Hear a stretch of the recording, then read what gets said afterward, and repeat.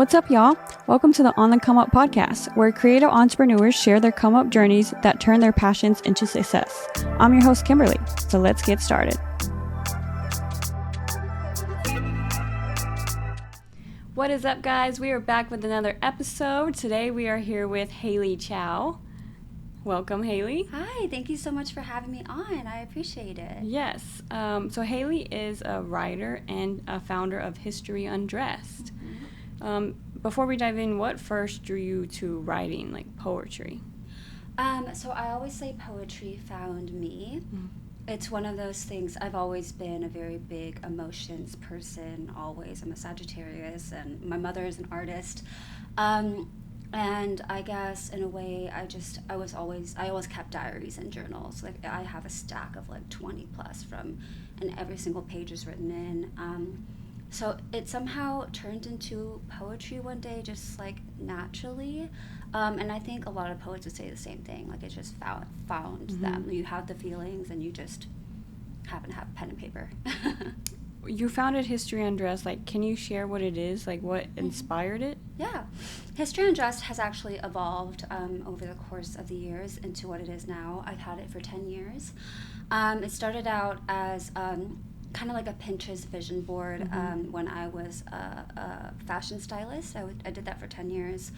So I was just pulling, and I've always been obsessed with old Hollywood, so I was pulling clips and pictures of old Hollywood and post it on this account, just to kind of keep just for my own records, you know? And then I gained a following, and then I slowly started doing vintage resale, and then it eventually evolved into what it is today, which is just kind of a community of people that love old Hollywood films and love vintage fashion, love learning about film and costume design history. So yeah, I'm very lucky to have that community that I've built. I love that. What are some films that you think really nailed historical fashion? I think the one that comes to mind, because there's that's a whole debate, right? Like, I think the one that comes in mind is definitely Gone with the Wind. I know the costume designer, Walter Plunkett, he did thorough history. And that's a complicated film to do because it's a film that, first of all, it's like, almost 4 hours. And it spans over so many, like, multiple decades. So therefore you have to, like, literally change the costumes as the movie plays out. But he did so much historical research and did a really great job, and that is 100% the most time accurate piece that I can think of when it comes to costumes. Because you said History Undressed wasn't what it was back then, right? So if you think about it, I mean, I've had it for 10 years. And social media has evolved so much too. And then I never expected it to like gain a big following. I was just literally posting for myself, and even still to this day I post for myself. Like I'm able to like partner with amazing film festivals and peoples and other creatives, but it's still art to me. I've been kind of thrown into the narrative of influencers now, and I'm okay with that because like if a brand reaches out, they just go ahead and call me an influencer. I'll allow it, but I personally don't call myself that. Right. I call myself more like a film or fashion historian or a preservationist, a history preservationist. What like made you initially want to like talk about the history of those films and what they wore? I mean, I studied fashion merchandising. Again, I was a fashion stylist for 10 years. I was always in the fashion industry. So therefore, whenever I'm watching any film, like I'm always looking at the costumes. So it was like just natural. It's just, I see that page as an extension of me and my hobbies and my interests. That's so interesting. Like when we're watching films, we all look at it differently. You know, like since I do a little bit of acting, I always look at like I look at the actors and, you know, how they portray their character. You're looking at the outfits, you know, I'm pretty sure the cinema, however you say that. Yeah, no, I interviewed a cinematographer one time on the red carpet of one of her like movie premieres, and I asked her the question. I was like, so like when you watch films, are you always like nitpicky about cinematography? She's like, yes, it feels like a curse. Yeah, and then I have a brother that is studying radio, television, film at UT Austin, and then he's like, you always have to watch a film like 3 times, you know. And then I was just like, because it's like to enjoy it, to like criticize it, and then I don't forgot what else he said, but I was just like, that's interesting, because I was like, I never thought about it that way as someone who, before I even started acting, I was just like, I just watch a movie to watch a movie, you know. Right. But now that I'm in the industry, I pay attention way more closely. Right, I know, it's so funny. If you had to describe fashion through poetry, what would that look or sound like? I love this question. That's a hard question, but I love it. Fashion through poetry.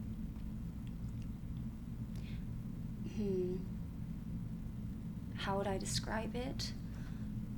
I think, like, are we using poetic words to describe fashion, or fashion words to describe poetry? Well, you know, like poetry, fashion, film, they all have a part of storytelling. Right. So how would you describe like fashion through poetry? Okay. Or what would it look like or sound like? Okay, what would fashion sound like in poetry form? Okay. I think it's a lot of like movement, and it could be colors and movement. If you think about the way a gown moves, like for example, like if we're like it's walking on the red carpet and it moves in a certain way, the way the model moves, the way the dress spins, or you know, that I feel like it's a lot of elongated. It kind of, in my mind, I can see it as like a dance with words. So you know, it feels very like waltz-like to me. I can feel like that, and using a lot of like those kind of visual words to describe it. Dance with words. I think that's the best way. That's like the perfect way you could describe it. Yeah. That was a really good question. What's been the most surprising thing you uncovered while researching fashion and film history? There's been so much, like, especially with old Hollywood, there's so much like devastating but very intriguing like information. I mean, I watched this one film, and it was very, very niche at the time, and I really cannot remember the name of it right now. But it stars Kim Novak and Sammy Davis Jr., who was a black man. Kim Novak's this beautiful blonde, and it's ironic because now Sydney Sweeney's like doing some like film adaptation of their love story. But I discovered this story about like, I would say like 15 years ago, and I had no idea. It's because I was just on my deep dive after I just watched this film, and found out that they had a love affair during filming, and this was back in the 60s, and you know, they were an interracial couple, and when the head of not like I don't think it was a Paramount film, but it was the header of Paramount or whatever it was, found out about their affair. He kind of like hired like a hitman on Sammy Davis Jr. Unless that he immediately ended their affair and married a black woman right away. So that's exactly what Sammy Davis Jr. did. And when I discovered that, I was just like, this is insane. And that's just one of the like so many insane stories in old Hollywood, of course. But I always found that very intriguing. And then I find it even more intriguing that they're making this like 2025 or 26 adaptation. But I'm very, any preservationist will tell you this, I'm very protective of old Hollywood and history. And I'm nervous that they're just gonna not tell the story the way that it should be, you know, especially when it comes to casting. So, yeah. Do you have like a certain film that is your favorite from their costumes? For the costumes, let me think. Oh, there's just so many. I love My Fair Lady. That's always been one of my favorite films. The one that stars Audrey Hepburn, and I love those costumes, especially like she does the royal ascot and everything. And then I think secondly would be Alfred Hitchcock's To Catch a Thief, which stars Grace Kelly. Edith Head is one of my favorite costume designers. And so I was lucky enough to be able to see some of her costumes in person, I think 2 years ago now. And yeah, so, but the list could go on and on. Yeah. How do you choose which films to spotlight? Honestly, like, I am very organic with my content. Mm-hmm. Like, I know that with the rise of TikTok the past few years, like, and everything, and influencer culture, it's just changed everything. But I think the reason why people want to work with me and the reason why people gravitate towards me is because they can tell I'm literally, generally so passionate about it.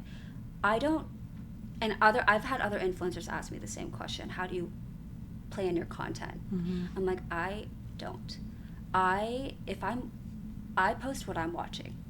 If I'm watching something, discover a new movie, I'll post about it because I'm on a deep dive and I want to share this deep dive with you. If like I discover some new information or something, or if I visit a fashion exhibition that I'm doing for myself, not for content, I went to this exhibition because I wanted to go, because I'm passionate about it, I'll post about it to take my community along with me. Everything's organic, nothing is ever planned. Unless, of course, I'm invited to like cover a film festival. But at the same time, that's still play for me. That's Mm-hmm. still for me. Oh, okay. Mm-hmm. So it's just literally like kind of what It's you my enjoy, hobby. right? Yeah. And then you just get to post about it. And I just get to and post share about it, it. and I just have been lucky enough Mm-hmm. to grow a following. And I never want to change that mindset because I've gotten into like kind of headspaces like that before, when it does start feeling like work. And I think I don't ever want to like, I really try really hard not to get Mm-hmm. there, because then it takes the fun. Content creation for me is art. Just like it's the artist in me that sees art in everything, right? Like, so content creation is art. It's creating. It's visually appealing storytelling. Mm-hmm. So I just never want to change that mindset. And of course, it ebbs and flows when business tries to interfere and everything. But yeah, so yeah, as long as I am happy and enjoying what I'm doing, I'm happy. Do you ever feel pressured to make history, like, you know how some people think like, oh, it's not interesting, but do you ever feel pressured to make it seem more entertaining? So like history itself? Yes. No, I don't. Like, again, I really don't put much like thought into it, because I think the thing about what I do, it's already so niche, right, that it kind of speaks for itself. It's already interesting. Yeah. Because it is so niche, and also it's not like it's not like I'm like I was around when these films were released, so it's especially more, I guess, interesting to maybe like, I do have a lot of like older followers. So it's especially interesting that the fact that I am in my 30s and I am discovering these films for the first time. And the thing that I love doing most is finding very underrated old Hollywood classic films and just sharing them with my audience. Be like, this is so underrated, you have to watch this. I love highlighting those kind of things. Yeah. Did you ever get to share that like with your grandparents? I didn't. No. I feel like I am living and breathing soul of my grandma, Mm-hmm. who passed when I was like 22 or something like that. And I was already still, of course, like really like watching full-fledged into old Hollywood, but it was kind of before History Undressed. And so no, I didn't. And my mom always says this to me whenever I like get extended an invitation to go anywhere, do anything important, exciting, and really cool. I just got back from Los Angeles and met one of the most iconic sex icons of old Hollywood. Her name is Nancy Kwan. And of course, back then, you didn't see Asian women on the screen ever. And she is from Hong Kong, as my family is. And so I just felt really like, and my mom was texting me, she was like, your grandma would be so proud. And I just felt her there in spirit, because that was obviously my grandma's generation. And yeah, so I'm very happy to be able to still feel like I'm carrying her spirit with me, and I feel like she is proud of me, and I feel like I genuinely have taken on her full-fledged personality and her grace and elegance, and so yeah. Oh, I so love there's still that connection. Right. Mm-hmm. Doesn't always have to be physical, and yeah. So yeah. That's still very sweet, though. Mm-hmm. What advice would you give to creatives who want to explore the intersections of their passions the way you have? Let's see. I think you're lucky if you're able to find your passion in the first place. Mm-hmm. Most people never do, and I always find that really sad. And so if you're passionate about something, I think the main thing is like do it for yourself first.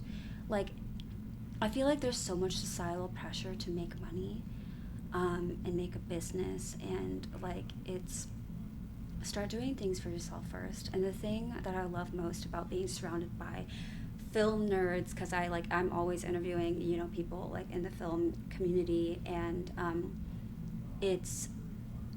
and a lot of like the people that are especially just starting, and even way past once they've already they're still in the industry, a lot of work is unpaid, and they still do it, and we still do it. I will say it on record, I do not make money off of History Undressed. I just like, you have to, if you really care enough, you will do it for yourself. Mm-hmm. And the success will come later, if that's what you are aiming for. I mean, most people, they want at least reap a little bit of benefits, right? But I think as long as you see it as a creative and emotional release, because any creativity is an emotional release. If that makes you happy and if that's good enough for you, I think that you stick with that mindset, and then the rest will fall into your lap. Like, I know that sounds corny, but it has with me, and I've seen it happen with other people. So I think in staying authentic to your true self is always most important. I love that. Mm-hmm. Yeah, that was great. I feel like you were talking to me when you were saying that. Where do you see History Undressed going in the future? Let's see. It's like, I feel like it's changed a lot, but also not a lot at the same time. I think what you see on social media, like on my physical page, hasn't changed all that much, because you see more of me now. It actually was a faceless page for 6 years. The first time I posted my face to my stories was like one of the scariest things, and of course everyone was like, whoa, I didn't realize you were so young, because I look so much younger than I actually am in the first place. What I want from History Undressed, I guess, is just, I'm happy with where I am right now. I really like being in I've really kind of integrated myself in the film community, and I just want to I love interviewing people that have been in the industry for years, and I want to keep on forming those connections. My biggest, one of the most highlights for me for History Undressed was being able to interview costume designer Daniel Orlandi. He is an Emmy Award-winning costume designer. He won the Emmy for Saving Mr. Banks. He did Down with Love. He did the Da Vinci Code, everything. Yet he's still so underrated. His name is just not, because costume designers today just aren't as widely promoted or praised as they were in the past. People just care more about the actors and what they're wearing on the red carpet by their stylist, has nothing to do with the actual film that they're promoting. So, and Daniel Orlandi, his protege was Bob Mackie. And so being able to talk to someone who's been so successful in the industry, and we talked for 2 hours, and my main takeaway from that conversation was just stay humble.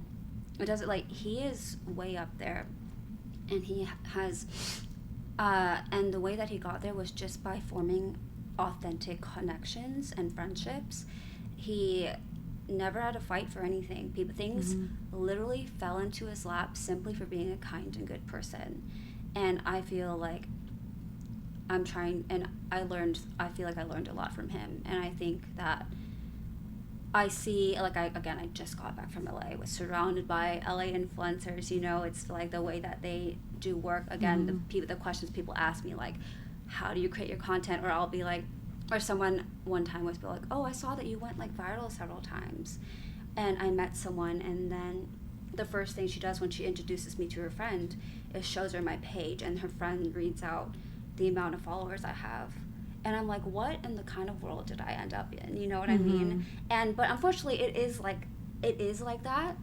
And I try to just kind of stay in my own lane. I'm not trying to be in influencer land. I am just, again, I feel like if you stay kind, humble, and just authentic, and just you're doing it because you love it, good things really do come back. I believe in karma, good karma. So, yeah. Yeah, I love that. I know it's kind of hard. Yeah. It's like when you post on social media, people automatically think you're trying to be some kind of influencer, right? And I don't see myself as an influencer either, you know? I was like, I have a podcast, but I don't see myself as an influencer. And somebody had called me that, too. I was like, I'm not an influencer. I know. No, the first time it happened, I was so offended. But now, like, when it comes to, like, if someone's, like, reaching out via work email, they're like, you know, of course they'll use the word influencer. It's okay. I've learned to be like, it's okay, Haley, like, if they call you an influencer. That's so funny. So we're going to play a little this or that. Okay. Silent films or black and white classics? Black and white classics, but I do really enjoy silent films, and I feel like people need to give them a chance. Short forms or long form pieces?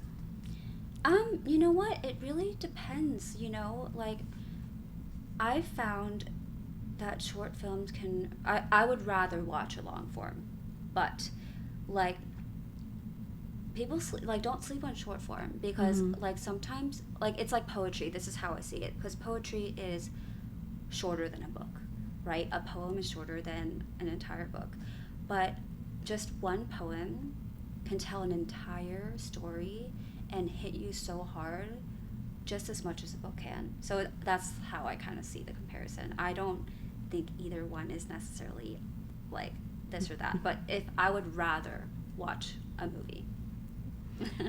Coffee or tea? Tea, yes. And pen and paper, or do you like type on a laptop? Okay, it's so embarrassing. Like, I am a notes app poet. I cannot help it, okay? It's, like, easier. It's just easier because if I'm on the plane and I'm kind of at a place where, like, my mind, I'm very lucky because I've had writer's block for, like, 10 months one time. So no jinxies. But I'm lucky to be in a place where I'm very, like, there's constantly words flowing through my head.